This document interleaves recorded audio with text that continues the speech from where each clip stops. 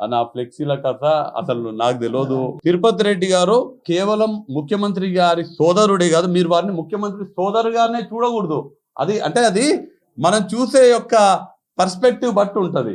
తిరుపతి రెడ్డి గారు గత కొన్ని సంవత్సరాలుగా కొడంగల్ నియోజకవర్గంలో కాంగ్రెస్ పార్టీ బలోపేతం కోసం కృషి చేస్తున్నారు.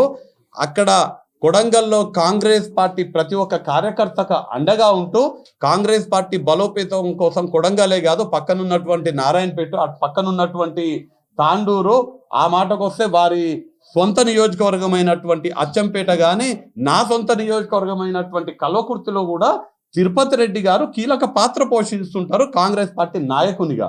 ఎంపీగా పోటీ చేసేటువంటి అర్హత తిరుపతి రెడ్డి గారికి కూడా ఖచ్చితంగా ఉన్నది. ఒకవేళ వారు పోటీ చేయదలుచుకుంటే కాంగ్రెస్ పార్టీ తిరుపతి రెడ్డి గారిని పోటీ చేయాలని భావిస్తే ఖచ్చితంగా మేమందరం కూడా తిరుపతి రెడ్డి గారి కోసం కష్టపడతాము. రాష్ట్రంలోనే అత్యధిక మెజార్టీ తోటి తిరుపతి రెడ్డి గారు గెలిచేటట్టుగా మేమందరం కూడా కృషి చేస్తాము. కాంగ్రెస్ పార్టీ ఎవరిని అభ్యర్థిగా నిలబెట్టినా, మొన్న జరిగినటువంటి కాంగ్రెస్ పార్టీ అభ్యర్థుల కోసం అప్లికేషన్ పిలవడం జరిగింది. మన జిల్లాకు సంబంధించి నేను అప్లై చేయడం జరిగింది, సీతా దయాకర్ రెడ్డి గారు అప్లై చేసినారు, సంజీవ్ ముదిరాజ్ గారు అప్లై చేసినారు, అలానే ఎన్పి వెంకటేష్ గారు అప్లై చేయడం జరిగింది. అప్లై చేసిన వాళ్ళే కాదు, ఎవరైనా అప్లై చేయకపోతే కూడా వాళ్ళ పేర్లను కూడా పరిగణలోకి తీసుకోవచ్చు.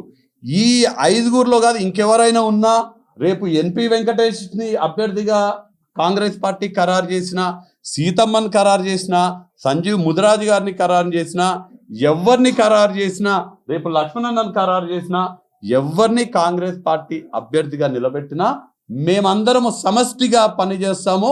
గెలిపే లక్ష్యం మాకు. చేయి గుర్తు ఒకటే కనిపిస్తుంది, మనిషి ముఖం కనిపించదు. మాకు చేయి గుర్తుకి ఓట్లు వేయించి ఆ అభ్యర్థి, మరీ ముఖ్యంగా ముఖ్యమంత్రి గారి సొంత జిల్లా, ముఖ్యమంత్రి గారు ఇన్ఛార్జ్గా ఉన్నటువంటి పార్లమెంట్ కాబట్టి అత్యధిక మెజార్టీతో గెలిపించి తీరుతాము.